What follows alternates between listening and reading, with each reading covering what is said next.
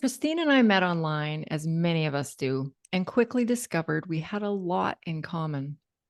I knew from the first conversation I wanted to have her on the Rising Strong podcast.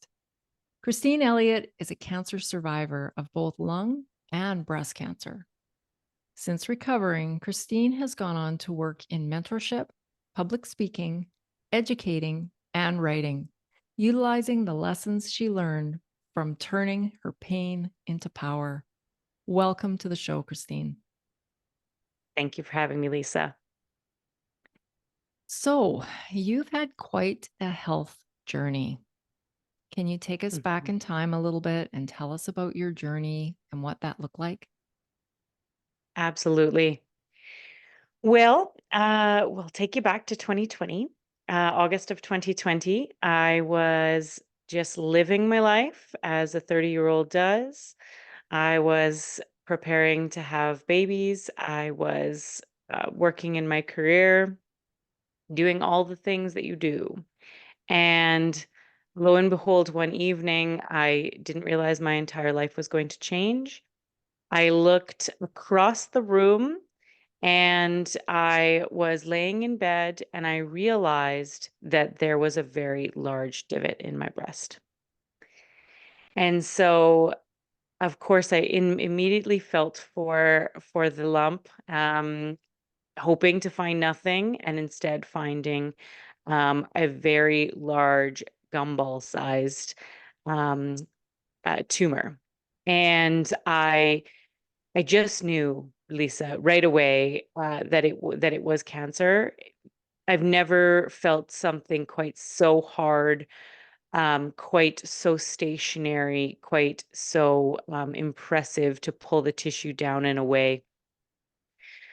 And so I just knew instantly what it was. My husband turned totally white, and um, we both just got struck.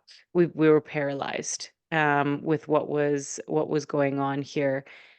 And of course, he tried to kind of say, "Oh, it's probably nothing. Let's just go to bed."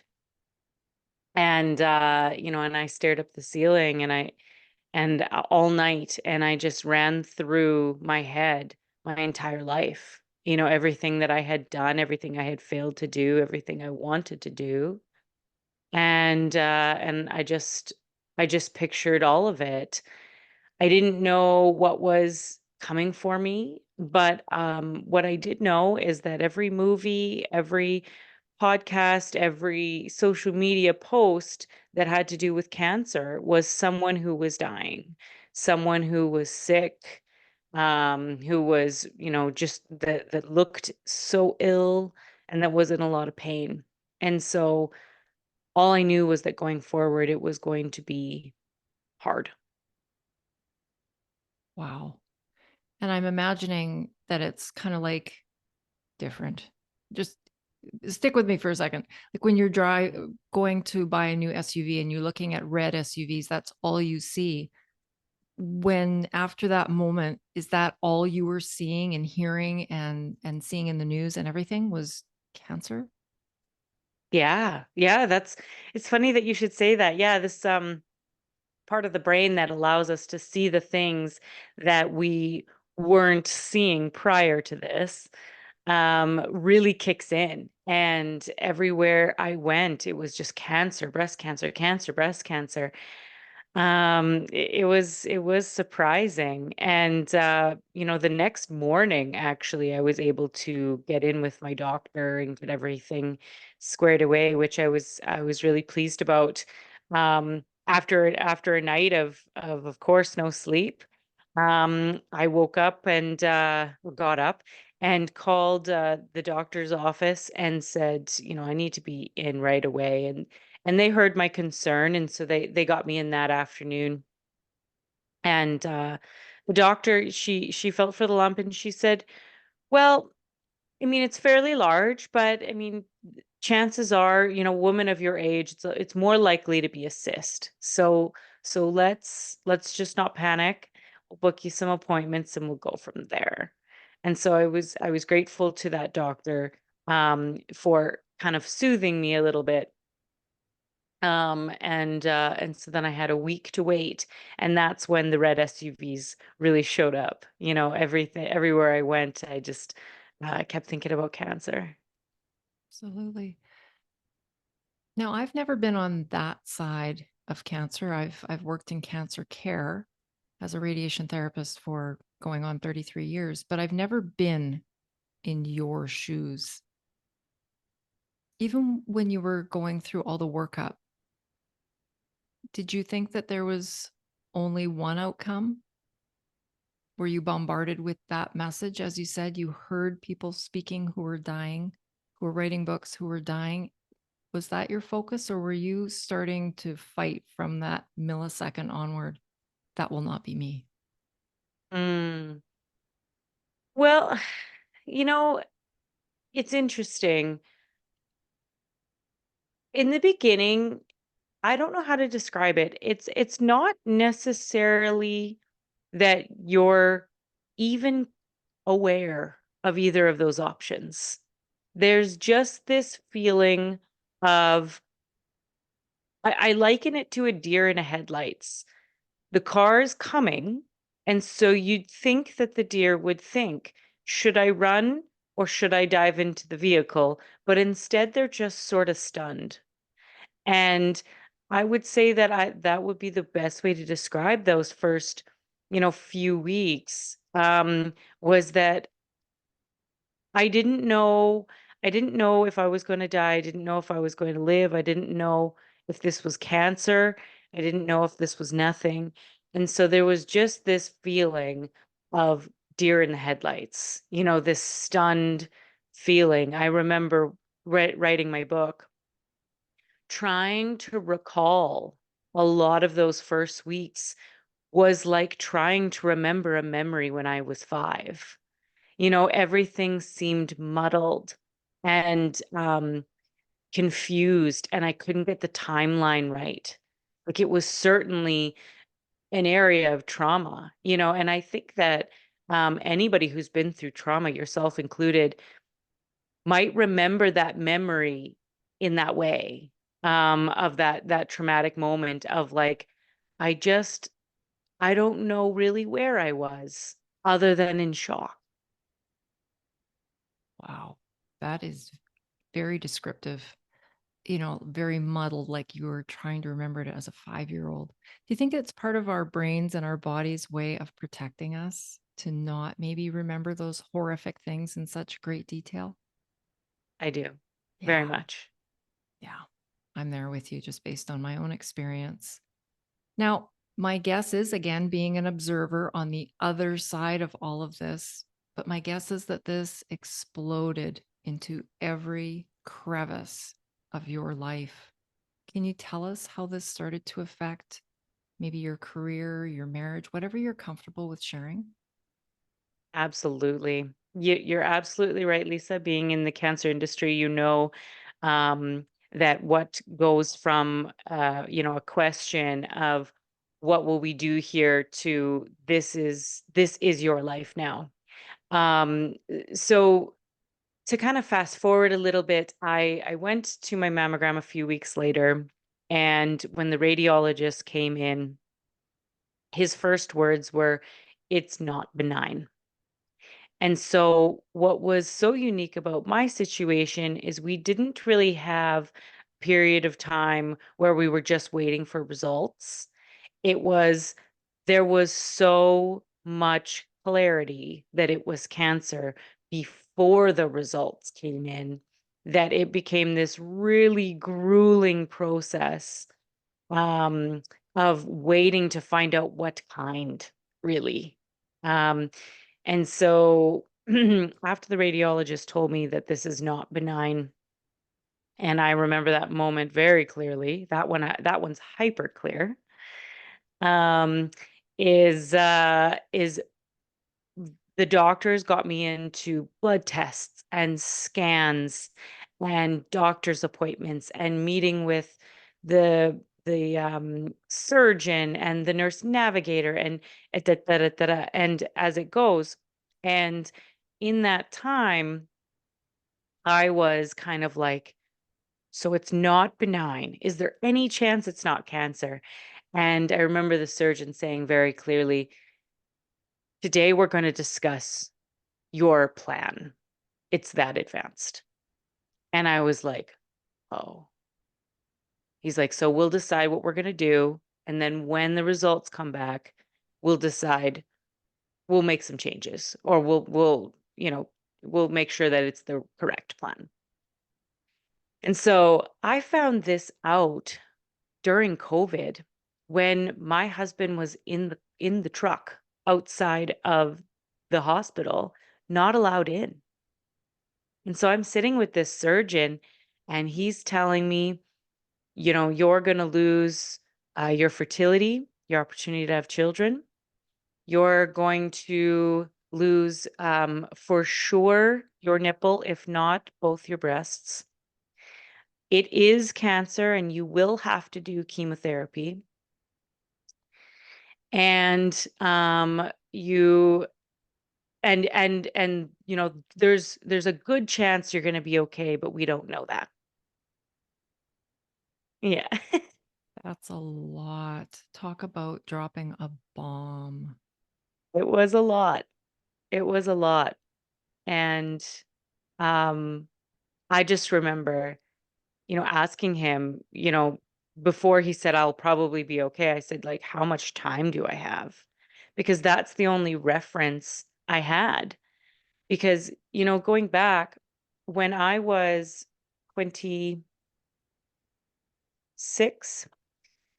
26, my stepdad of 12 years, he was given a diagnosis of stage 4 lung cancer. And within a very short time, he was told he had 3 months to live.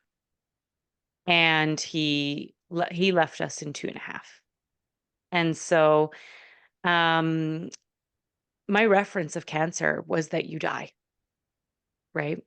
hmm And so I definitely at this point in the story, to go back to your last question, at this point in the story, I was sure that I was going to pass away. I didn't have any other reference other than that, in my own personal immediate life.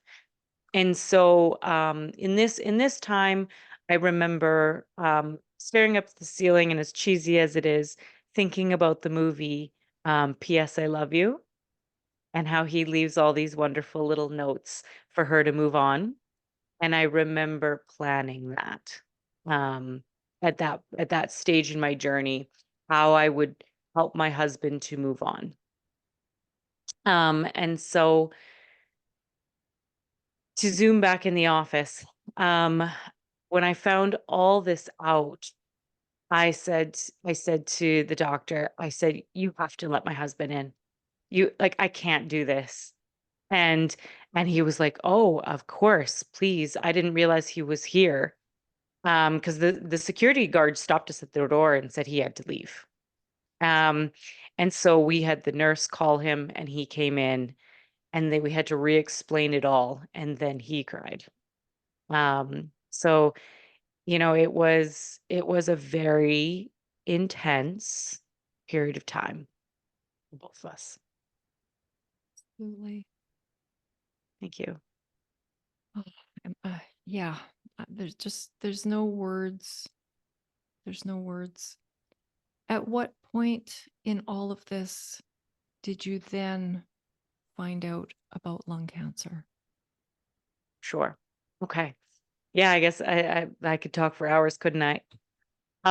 So about 3 weeks later, from the time of my first scan, I was given the diagnosis of stage 3C cancer.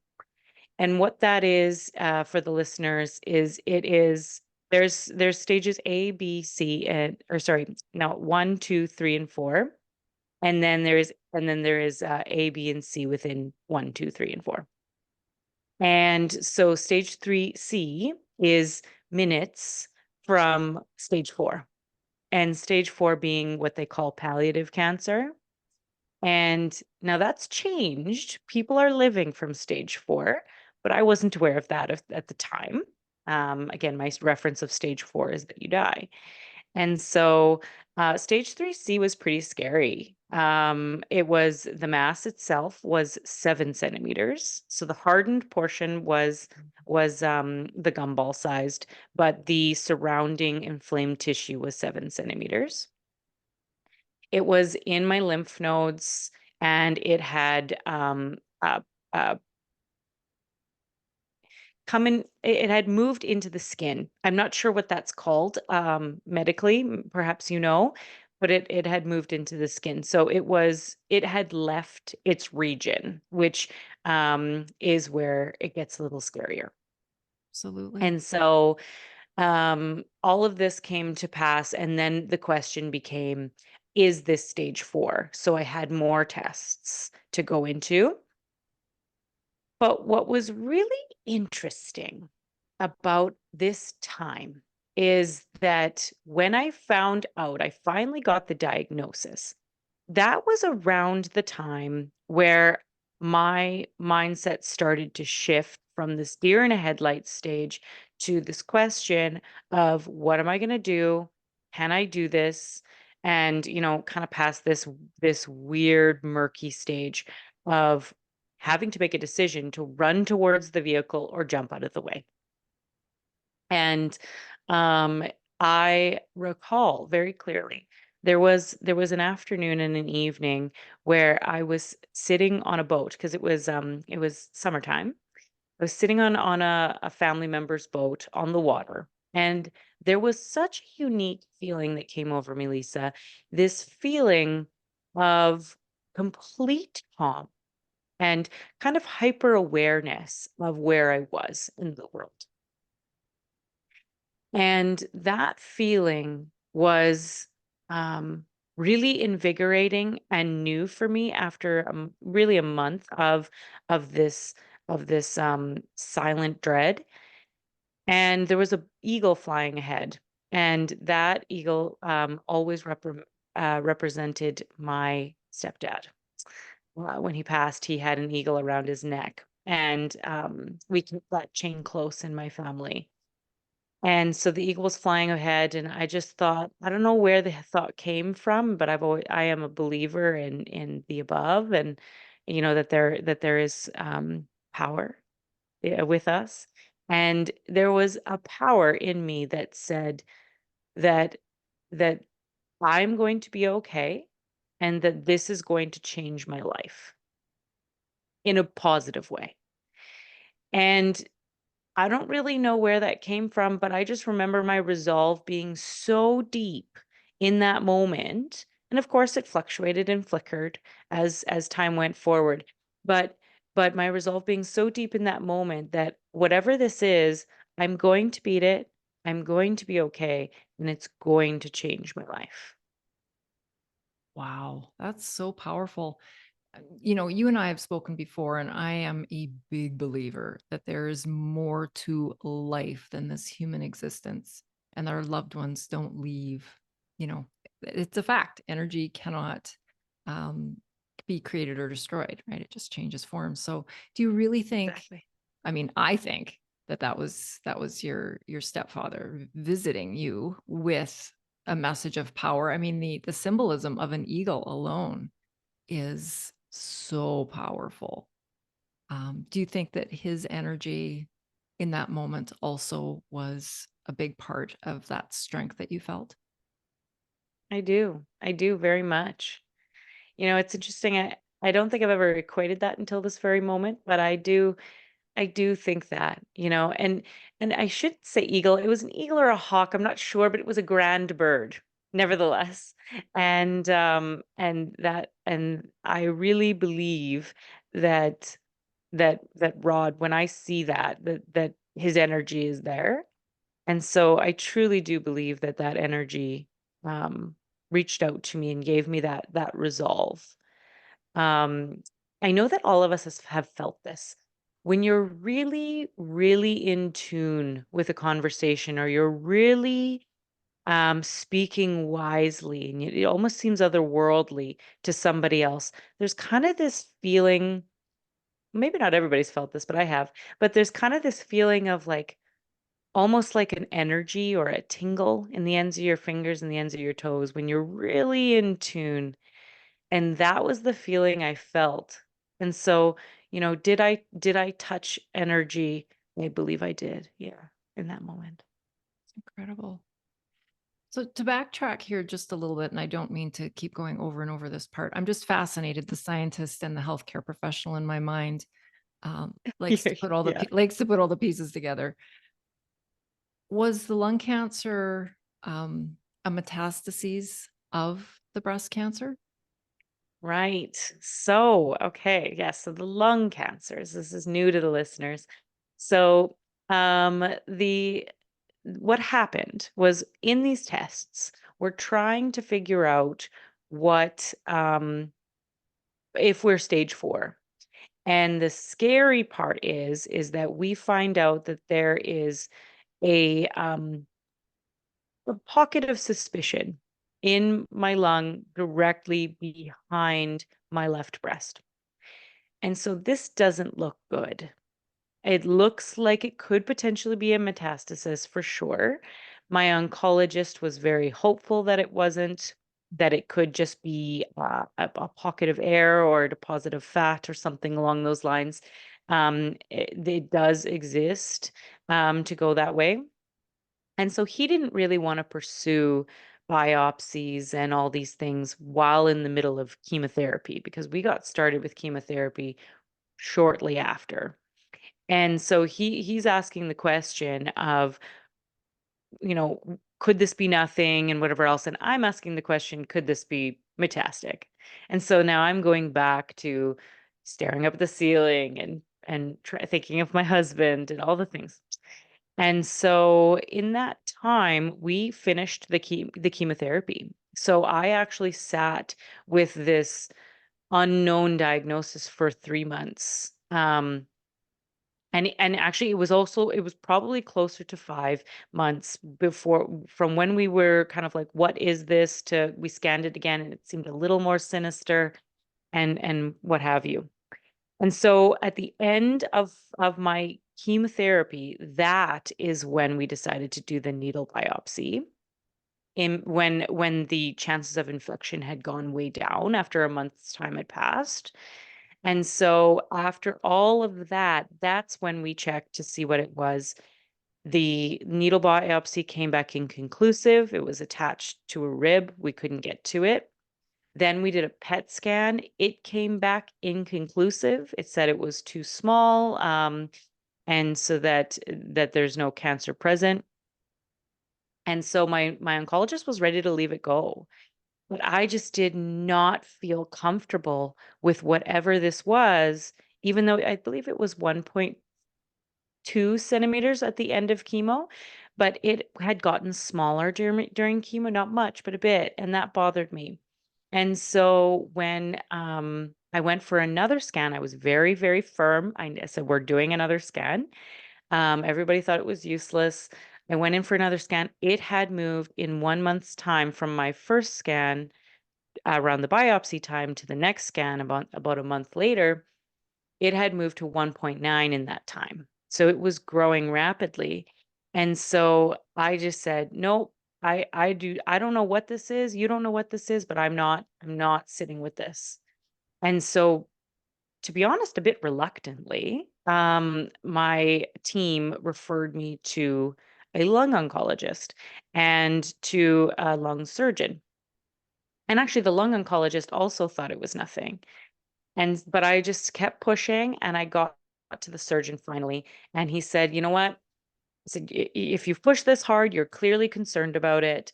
I can take it out if you'd like. It's probably nothing though." And I said, "Yeah." And he's like, "Well, this is a no joke surgery. Are you sure you want this? And it could be nothing." And I said, "Yeah, I do." I was so like completely convinced that this needed to be taken out.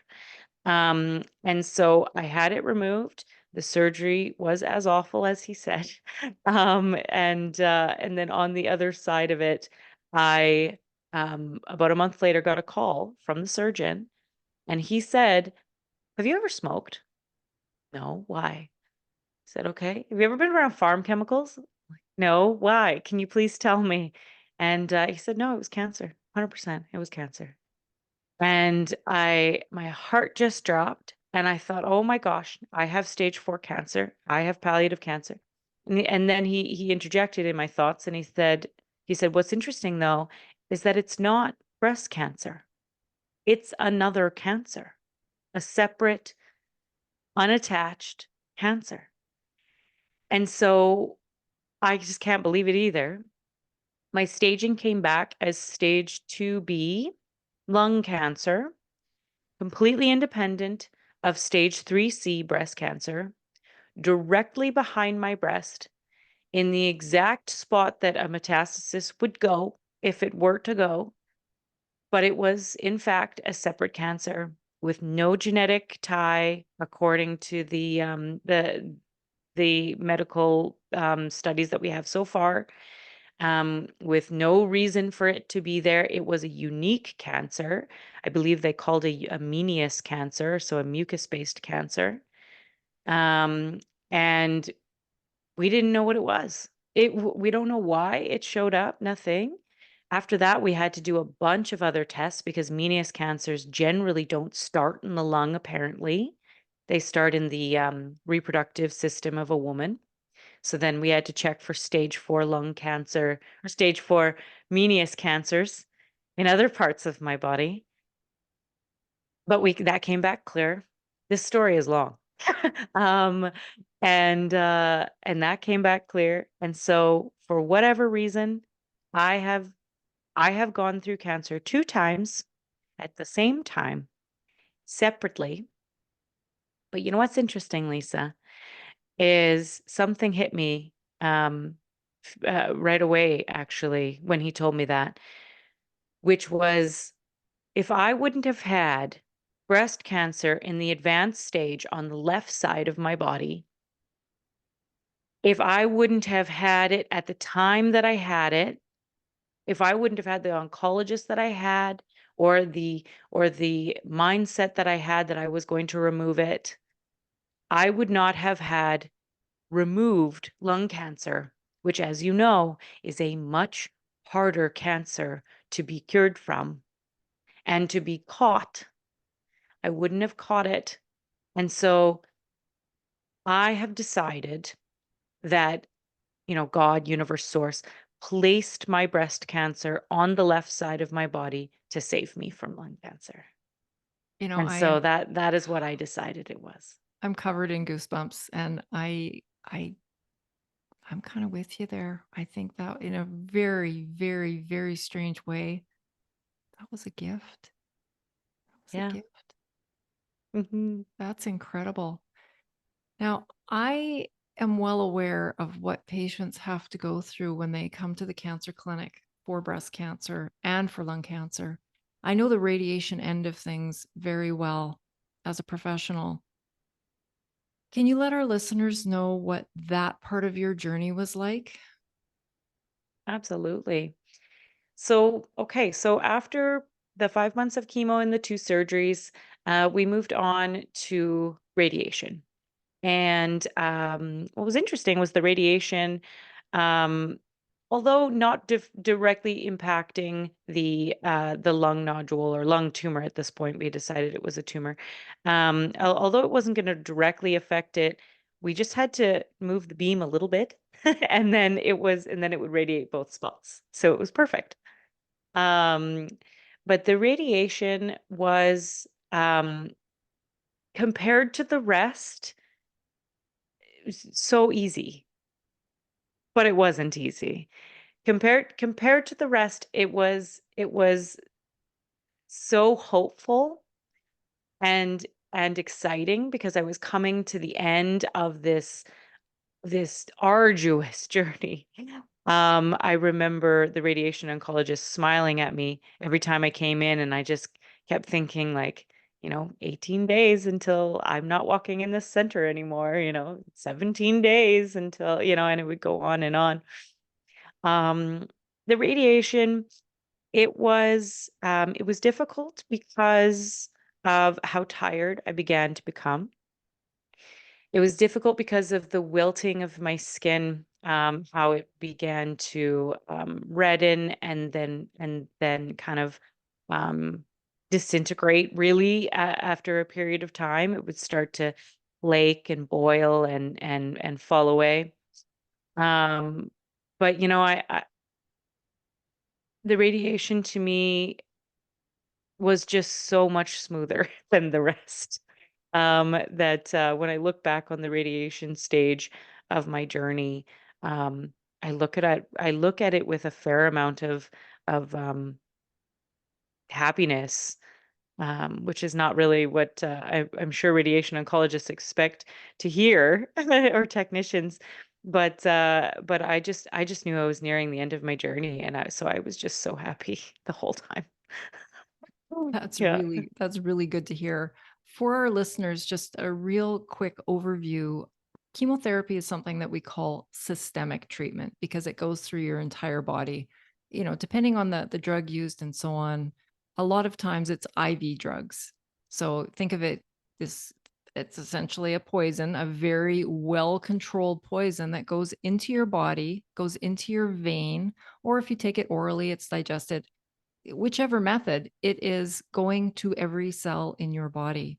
And therefore, it can wreak so much havoc in a controlled way, in a way that is of benefit to the patient. Otherwise, docs would never do it. But it is hard.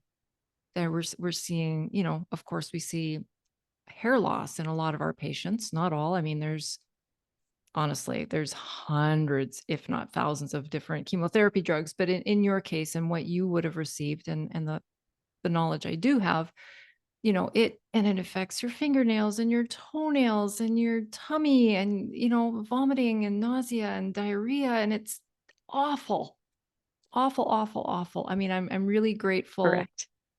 for patients that it exists because I mean, and our cure rates are higher than ever. I mean, you're one of them. You're a living statistic. Um, and then on the other hand, radiation therapy is very site specific. So the side effects that patients experience from radiation are all dependent on the body part, the area of the body, I guess is the better way to say it, that we are treating. So in Christine's case, we would have been treating all of the breast tissue. And given the stage that you've shared with me, I have not seen your case or anything, but just my knowledge that we would have treated your supraclavicular nodes, your posterior nodes, and perhaps an intramammary chain. And then because your treatment would have been honestly quite unique to include the breast and the lung, there would have been some differences there. But the side effects would have all been just in those areas that I mentioned. So, but those two modalities work very, very well together, especially when we combine it with surgery. But just a huge ordeal. How long from diagnosis until the day that you quote unquote graduated treatment? Is it about a year or longer? It was about a year. Yeah. Yeah, Wow. yeah. That's a Yeah, long and well, you time. know what, and as you know, the ringing the bell. I remember everybody mentioning, "Are you gonna ring the bell?" And I was like, "What is this bell?" And then eventually I figured it out. So the ringing of the bell is supposed to signify the end of treatment. And what's interesting is that I rang the bell, which was a beautiful moment, by the way. And then the next day I went in for an appointment. And then next week I had another appointment. And I had to continue taking my Herceptin, which was a targeted therapy, which was in the IV chair in the chemotherapy ward. And I had to keep taking that for another, I think I had another 4 or 5 months left. And then we started an after chemo, so a post-treatment chemo to try to avoid recurrence. And then I was put on 5 to 10 years of anti-hormone drugs. So what's interesting about graduating therapy is that I didn't realize it, and certainly people who come into cancer therapy don't generally realize it, but you're not really done. You want to be done, and I would say I would call that the graduation of my active treatment. which I really appreciated. But the story doesn't end there. And part of me kind of wishes somebody would have told me, because I think I would have kept this resilience that we get. You know how when you're driving home from a very long drive, that last 10 minutes is like, I just can't do this anymore. I think I need to stop the car and walk around 4 times, and then I'll get back in. I can do that last 10 minutes. I kind of wish someone would have warned me that there was a longer than a year, because I that last that last really kind of 5 more months, followed by 5 to 10 years, but that one's a little light, that one's easier. But that last kind of 5 months felt like the 10 minutes. It was pretty hard to get through and begin new treatments that had new side effects and all of these sorts of things. My resilience was just gone at that point. That's Yeah, interesting, so and as a professional in oncology, I think that that is something that I need to take back to my group as well, and to really maybe be more, dare I say, transparent. I mean, we're never are we trying to hold back information. What I of course. maybe can see is that rather than bombarding patients at the beginning with, this and then this and then this and then this, and oh, and by the way, we're going to give you tamoxifen or some kind of hormone treatment, like you say, 5, 10 years. Perhaps that's the mindset, but very important. You're right. It's almost like, am I running a marathon or am I running a 10K? Because I really need to get my head around this plan. Like you say, I think when we can see that light at the end of the tunnel, right? We can keep pushing, keep pushing, keep pushing. But if we cross some magic finish line, and then somebody says, "Oh, guess what? There's another 5K in your race." I would probably just stop running.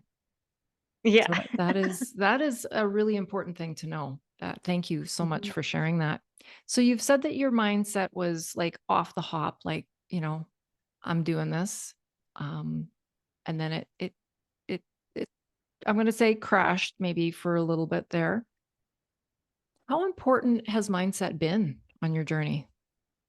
Oh, I cannot say enough about mindset. I I believe so, so deeply. And again, this is my belief, but I believe so deeply in the power of the mind to heal the body. I Everything that I went through feels like proof to me that the mind can heal the body.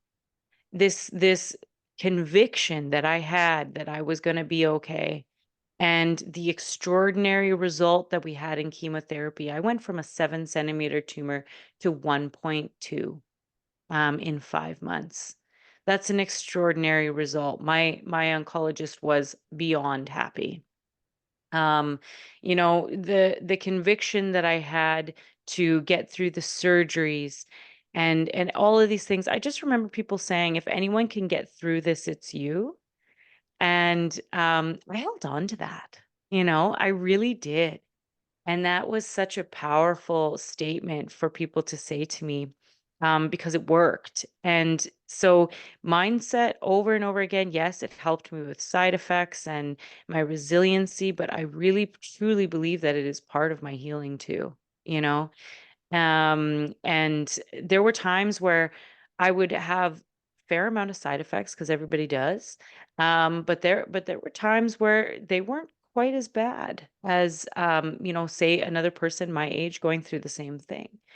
And again, I attributed it to the way that I thought about chemotherapy, the visualizations that I went through about it, being sparkles that went through my body and would scrub away the tumor, but it would go past my fingers and toes, like the blood of the lamb. The plague would pass, and that was the way that I envisioned this chemotherapy. I had very little trouble with neuropathy. I had very little trouble with loss of fingernails or toenails. I definitely had some pain, but in terms of all those things, they passed. And so, I really believe in the power of the mind, and its ability to heal the body, to mitigate side effects, to get through, to keep your mental state on board. People kept saying, "I don't know how you're getting through this," because something new would happen, and over and over again, you think you're getting a little bit ahead and then, "Oh, well, no, you might have stage 4 meninous cancer now," and it would just over and over again. It just felt like a lashing, but this ability to get through and keep my head on straight, I attribute to my years of, researching the law of attraction and, law of rhythm and polarity and all of these laws to learning about God in a different context than, maybe strict religion had taught me prior. Energy and belief and the fact that everything means something. All of those things culminated to be this powerful pack that I always had with me. And it truly changed the experience that I went through, and I think the result too. I really believe that. It's so interesting to hear you speaking about your journey. And I don't know if you can see my eyes, my brain is just going because I will also add to that as an observer, as somebody who interacts with cancer patients like yourself. I see it every day. From the time that I graduated a long time ago, I have always wanted to do some kind of formal study on mindset and perspective in our patients because I see it. You see the patients that come through the door, and pretty much, like you say, there's ups, there's downs, there's good days, there's bad days, but come through the door pretty much with the mindset, let's do this. I've got this. And then there's people that come through the door and they might have an incredibly highly curative cancer. And not to minimize anybody's cancer journey, it sucks. All of cancer sucks. But as you said, some cancers statistically are more likely to be fatal, let's say, and some are more highly curable. And some people have given up before they walk in the door. And I'll tell you, as an observer in the setting, almost 100% of the time, the folks that have that fighter mindset and they're finding the tools, they're doing the work, the additional work, always do better, at least in the short term. Always, always, always, always, always. Like it is, mindset is just so incredible and so powerful. And I just don't even think we know the half of it. Thank you Yeah. so much for sharing that piece. So much. Oh, oh, it's my pleasure, Lisa. And thank you for sharing your professional perspective. I had a hunch that you would agree. Absolutely. 100%, hands down. Like I say, I still think about that all the time. And when I eventually leave the career, I really, really hope that the problem is that we can't measure it, right? If we can't measure Yes, I something, it's know. really hard to have a clinical trial or a study or anything of that nature. And I'm quite sure that's what has held people back from doing something more formal. But I would jump in with both feet if I had the opportunity to be involved. So you've taken all of your experience, all of your learning, and all of this mindset, and you've become a wellness coach and a mentor. Tell us about your work doing that. Absolutely. Well, it has morphed and changed over time. It started off, I wanted to work with women before some sort of diagnosis or disaster or whatever else to really kind of help empower them ahead of time, like I had been empowered prior, so that they have the faculties that I had if something, and really when, because I think every human being goes through a dark night of the soul of some kind, whether that be a dirty divorce, or a loss of a child, or a cancer diagnosis, or something. I think that people go through something, and there's something may be, lighter, and I put bunny ears around that, kind of quotations. It might be, an easier something, or it might be a harder something, but whatever that whatever that is to them, it's going to feel really hard. And so, my intention was to empower people before their dark night of the soul so that they could get through with vigor. And I found that there was something missing. And so, over time, I began working specifically with cancer patients only, and helping them to get through the process and to get through the survivorship process, the harder part of my journey, as I call it. When my mindset and resilience had gone down. And so then that was where I was working. But again, something was missing. And so I moved and moved and moved until eventually I course corrected myself into the where I am now, which is the pain to power general sense. So if you have gone through some sort of pain and you would like to transmute that into power, I'm your gal. I love And that. so it has moved and shifted there. Yeah. I love that so much. And I think what you said, I just want to circle back to, I think, and I see this in the work that I do as well.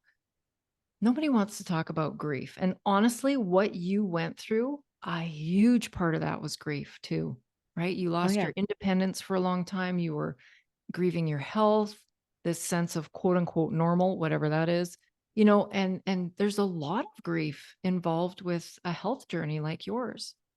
Oh yeah. Um, Now I forgot what I was going to say. Oh, that's fine. Well, and another podcast for another day is really the grief of what happens to a marriage in cancer, and what happens to the children that you'd like to have, and the life that you'd like to have, like there has been a lot of fallout as a result of everything that I went through. And so it definitely took time. It definitely took time there, for things to kind of start to equilibrium. And they are just now, and my story started in 2020, and we're at the time of this podcast, it's January of 2024. And that's not to say that it's all been bad. So if someone's recently diagnosed listening to this thinking, "Oh my god, I can't do 4 years." It isn't. It hasn't been 4 years. We've had a lot of great experiences, and like I said, my life is amazing now. I really believe that. I wouldn't have changed my cancer for the world. As awful as it was, I'm just life is just it would have never been this good without this, right? And so things are really good, but that being said, there was a lot of fallout. There was a lot to work on as a result. Hmm. Absolutely. I know what I was going to say. I think that whatever it is that we go through in life, like when things are good, our life is good, the last thing we want to think about is grief or, building our tool belt so that one day when bad things happen, we're ready for it. Our brain doesn't want to go there, right? So No. kudos to you. And I think that that is such an important piece is as humans, as we go along, we do need to learn about these things because you're right. Nobody gets through this life living on a sunny beach eating chocolate cupcakes all day. Like everybody's life, unfortunately, has some kind of crap, some Yep. awful crap. And the more prepared we are, the better. So kudos to you for that piece. I think that that is so important. But, if people are finding you after the fact, to have somebody who's walked the walk and who isn't just speaking in theories and what should you do and all this, but it's coming straight from your heart and from your experience. What a gift that is to other people. Now, tell us about your book. You've got a book coming out soon. Yes, I do. Yes. I'm really excited about it. So my book I would say it's a half and half. It's a memoir and a self-help book kind of comboed together.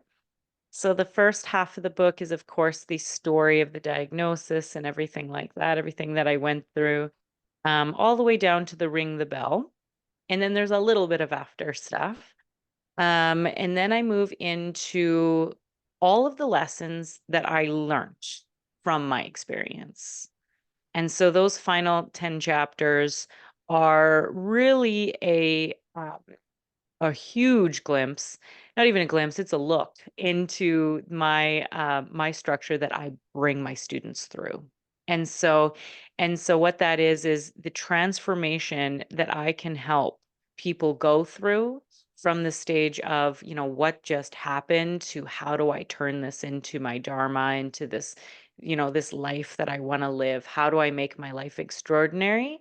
Um, it's that structure. So it's all the lessons that I learned, all the ways that I changed my life, all of the ways that I kind of fumbled through, and then went back and fixed it, and fumbled through, went back and fixed it, all put into structure of how you can implement the stories that I learned in order to come to the transformation that I came to. So almost your coaching in a book. That's right. Yeah. Yeah, and a couple people have asked me, why would you give away the farm in a book? Well, won't people stop buying your course or your programs or your coaching? And the reason why is because number one, I want this value to be able to be purchasable. Not everybody can buy a course, not everybody has the time. So I want to be able to bring this transformation into people's hands for, $20 or less. Number one.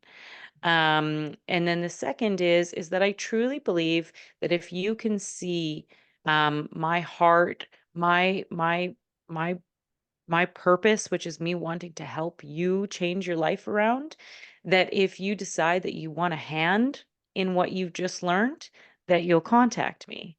And if you don't, that's fine. At least I was able to help. And so that was the resolve and the reason for kind of giving away the farm, if you will. Yeah, no, I'm behind you on that 100%. And I would echo that with the work that I've done as well. And, working with you in person, personally on a, whether it's a course or what have you, that brings just a different level to it, right? Beautiful, beautiful. So let's talk for a moment about resilience. That's what this podcast all is, and that is really what you exemplify is resilience. So what is your definition of resilience?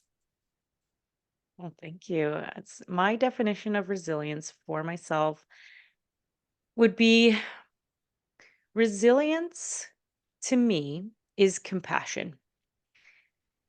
I used to believe that resilience was this ability to not fall down the dumps, to get depressed, to, believe that you're going to die instead of having hope. I used to believe that resilience was somebody who was happy and strong and, I'm going to do this, and all of those things.